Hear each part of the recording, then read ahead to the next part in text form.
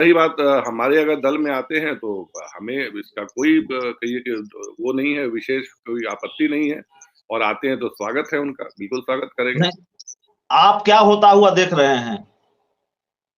हम क्या होता हुआ देख रहे हैं, आप जो आप देख पा रहे हैं वही हम देख पा रहे हैं, जिसको एक कहावत है ना कि पूरे ब्रह्मांड से आवाज़ें आ रही हैं, कि कौन आने वाला है, खरमास बीत चुका है, किसके वापसी की कयास तेज हो रखी है। वो हम क्या जी। पूरा बिहार का बच्चा-बच्चा जानता है कि आगे अभी कुछ दिनों में क्या होने जा रहा है। अब इस चर्चा के दूसरे हिस्से पर आते हैं। नीतीश कुमार का ज़िक्र आपसे बड़ा ज़रूरी हो जाता है और ज़िक्र इसलिए ज़रूरी हो जाता है कि जो हम देख पा रहे हैं, एक तो चर्चा ये है आज के दौर में कि नीतीश कुमार एक बार फिर बीजेपी के साथ जा सकते हैं, एनडीए के साथ जा सकते हैं और जो बात समझ में आती है, बीजेपी को लेकर जेडीयू के तेवर में भी वो तल्खी दिखाई नहीं देती है और नीतीश कुमार को लेकर बीजेपी के नेताओं के तेवर भी बदले हैं, उनके बयानों में भी नरमी आई है, चाहे वो बीजेपी के बड़े-बड़े नेता ही क्यों ना हों।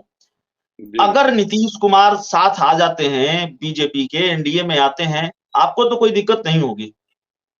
देखिए, ना तो हमें राजनीति पहली बात देखिए संभावनाओं का खेल है और ना जी, राजनीति में कोई किसी का परमानेंट दुश्मन होता है, ना कोई परमानेंट दोस्त होता है। स्थितियों, परिस्थितियों के हिसाब से गठबंधन बनाए और छोड़े जाते हैं। तो देखिए, माननीय मुख्यमंत्री जी और भारतीय जनता पार्टी के बीच का जो गठबंधन रहा है, वो एक नैसर्गिक गठबंधन रहा है, 18-19 वर्षों का उनका साथ रहा है। कि हाँ, जी, 2-3 बार उनके पलटने की भी जो कहिए खबरें हैं, तो वो अक्सर हाँ, फिर लौट करके यहीं वापस आते हुँ, हुए आए देखे गए हैं। और अभी भी जैसी परिस्थिति जन्य जो स्थितियाँ जो उत्पन्न हो रखी हैं बिहार की राजनीतिक हुँ, गलियारों में, उनमें भी हुँ, ऐसी संभावना का खेल ऐसा होता हुआ दिख रहा है। मगर ये पूरी तरीके से हमारे एनडीए गठबंधन के शीर्ष दल भारतीय जनता पार्टी को डिसाइड करना है, कि माननीय मुख्यमंत्री जी के साथ क्या करना है, उनके दल के साथ क्या करना है।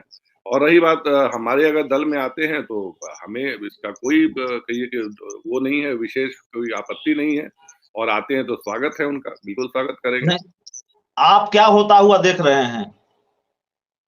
हम क्या होता हुआ देख रहे हैं, आप जो आप देख पा रहे हैं वही हम देख पा रहे हैं, जिसको एक कहावत है ना कि पूरे ब्रह्मांड से आवाज़ें आ रही हैं, कि कौन आने वाला है, खरमास बीत चुका है, किसके वापसी की कयास तेज हो रखी है।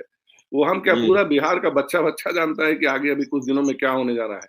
इनफैक्ट नहीं तो जो आप लोग हम जी, जी, हमारे आप गठबंधन में हालिया हालिया शामिल जो कुछ नए दल हैं, हुँ, जिनके कि पेट में दर्द होता है माननीय मुख्यमंत्री के नाम के, उनको भी पता है कि क्या होने वाला है, बड़े अच्छे से जानते हैं। और कल का जो आपने जो बताया कल का जो आपने कार्यक्रम बताया, ये कहीं उन्हीं किंचित परिस्थितियों वश तो नहीं वो कार्यक्रम था, ये भी ज़रा एक जानने वाला प्रश्न है। जी। नहीं तो इसीलिए आपसे ये सवाल है मयंक मौली साहब आप लोग तो खुश बहुत होंगे, पशुपति पारस तो खुश बहुत होंगे, चिराग के सबसे बड़े दुश्मन कहीं फिर उसी खेमे में ना आ जाएँ जिस खेमे में चिराग ने एंट्री ली है हाल में। देखिए, चिराग पासवान हमारे लिए कोई फैक्टर ही नहीं है, ठीक है? आप लोगों ने उनको बड़ा बना रखा है। ये एक अदद सांसद की पार्टी, जो कि सिर्फ़ कहिए कि ईंटा चोर, मिट्टी चोर, बालू चोर और बिल्डरों और भू माफियाओं और कहिए धन पशुओं की पार्टी है। उसमें आप क्या आप उम्मीद करते हैं भैया? सांसद भी वो हमारे ही हैं। हमने आपको पहले भी कहा है कि लोकसभा में लोक जनशक्ति पार्टी के ही सांसद के तौर पे आज भी उनकी मान्यता है, अभी भी उनके दल को मान्यता हुँ, नहीं मिली है। एक अंतरिम रूप से नागालैंड में उनको मान्यता मिली थी। तो जी। ठीक है, आगे उनके साथ क्या होता है, क्या नहीं होता है, वो आगे परिस्थिति जन्य सवाल है। बट हाँ, पेट में तो दर्द उनके है, जो वो दर्द की कराह हमने सुनी है, गाये-बगाए सुनने को मिल रही है, जो दर्द है, वो उभर-उभर कर बाहर आ रहा है, वो दिख रहा है। और हमें इसमें कोई आपत्ति नहीं है कि भैया है दर्द तो है, क्योंकि वैसी परिस्थितियाँ और वैसे रिश्ते उन्होंने खुद बनाए हैं। वैसी वैसी हुँ, स्थिति जो उन्होंने खुद उत्पन्न करी है। जी।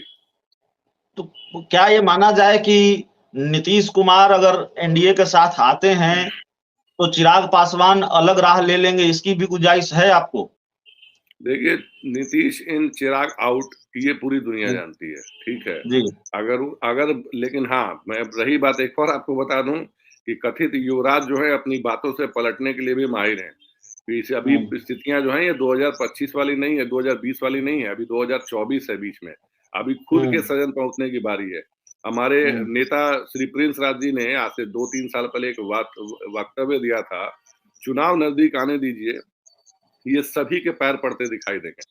अभी जी, चुनाव नज़दीक है, ज़रूरत पड़ेगी तो ये अपने तमाम बीच के छीछा लेदर और जो कहिए कि स्तरहीन बयानों के बावजूद अपने दोनों चाचाओं, क्रमशः पारिवारिक और राजनीतिक दोनों चाचाओं के पैर पड़ेंगे और फिर भी इन्हें माफी नहीं मिलने वाली है।